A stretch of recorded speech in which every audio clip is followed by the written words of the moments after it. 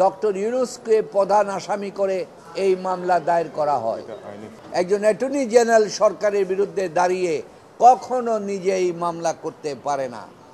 এত বড় দুর্চারি করার পর এই মামলাটা গ্রহণ করার পর 437 কোটি টাকা জোর করে আদায় করলেন গ্রামীণ টেলিকমের কর্মচারী ইউনিয়ন।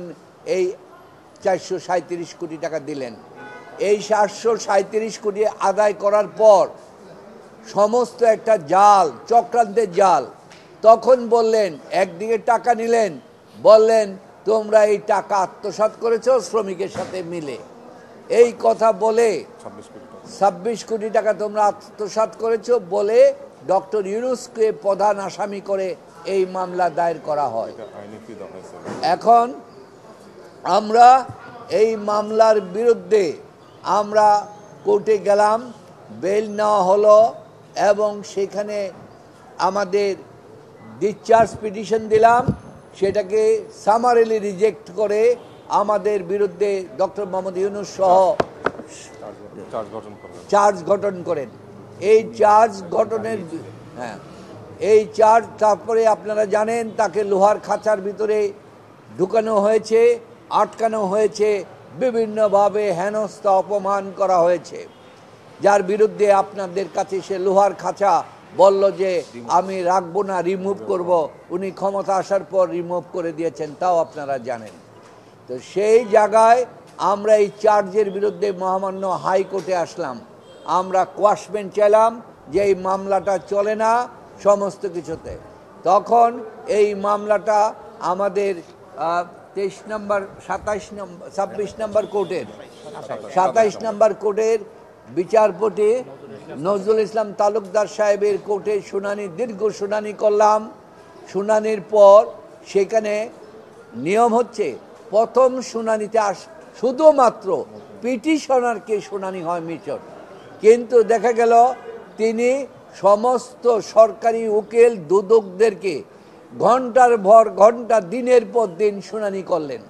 শুনানি করে তিনি বললেন যে ডিস্ট্রিক্ট কোর্টের অর্ডার যে চার্জ যে গঠন করেছে এইটা ঠিক হয়েছে এবং 1 বছরের মধ্যে এই মামলা নিষ্পত্তি করার নির্দেশ দিলেন।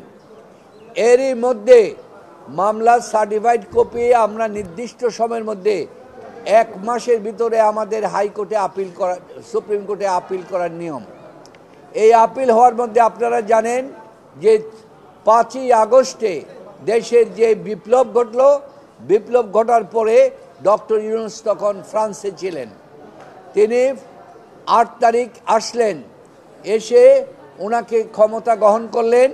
ক্ষমতা গ্রহণ করার পর একটি আশ্চর্যজনকের ঘটনা ঘটল যে ফ্যাসিস্ট সরকার তৎকালীন দুদকের চেয়ারম্যান তিনি 11 তারিখ কোর্টে একটা মামলা উইথড্রয়ালের পিটিশন দিলেন। আমাদের অগোচরে, আমরা জানি না, আমরা আসামি, আমাদেরকে কোনো নোটিশও করা হয় নাই। এই দেওয়ার পরে দুদকের আইনজীবী নথি উপস্থাপন, কারণ ডেট ছিল না, ডেট ছিল পরের মাসে 9 তারিখ। তো সেটা উনি পরের মাসের 9 তারিখের জন্য রেখে দেওয়া আইনত নিয়ম, যে আসবে তখন শুনানি হবে। উনি কি করলেন, দুদকের আইনজীবীকে দিয়ে নথি উপস্থাপনের দরখাস্ত দিলেন। ওই দিনে 11 তারিখে নথি উপস্থাপন মঞ্জুর করলেন। 11 দিনেই শুনানি, 11 তারিখে শুনানি করলেন। শুনানি করে আমাদের এই মামলাটা প্রত্যাহার করে নিলেন একতরফা শুনানিতে। এই প্রত্যাহারটা হচ্ছিল যে সরকারের অনুগ্রহ দিয়ে প্রত্যাহার করা, যেন পরবর্তীতে আবার এই মামলাটা রিভাইভ করতে পারে। তো ডক্টর মোহাম্মদ ইউনূস সাহেব বললেন, আমি ক্ষমতায় আছি, আমি কোনো সরকারের অনুগ্রহ চাই না। মামলার ধারাবাহিকতা, মামলা চলবে সুপ্রিম কোর্ট পর্যন্ত। এই মামলায় যদি আমি অপরাধী সাব্যস্ত হই তাহলে আমি অপরাধ মাথা পেতে নেব, উনি তাই ঘোষণা দিলেন। তাই ডক্টর মোহাম্মদ ইউনূস সাহেবের ইচ্ছা এবং তার নির্দেশে আমরা মহামান্য অ্যাপিলেট ডিভিশনে মামলা দায়ের করি, যে কোয়াশমেন্ট যেটা করার জন্য কোয়াশমেন্ট চেয়ে, তখন সঠিক সময় করে। তখন আপনারা জানেন মহামান্য অ্যাপিলেট ডিভিশন বলল, তোমাদের মামলা তো নাই, আমরা কোন মামলা বাতিল করব, তোমাদের মামলা তো প্রত্যাহার হয়ে গিয়েছে।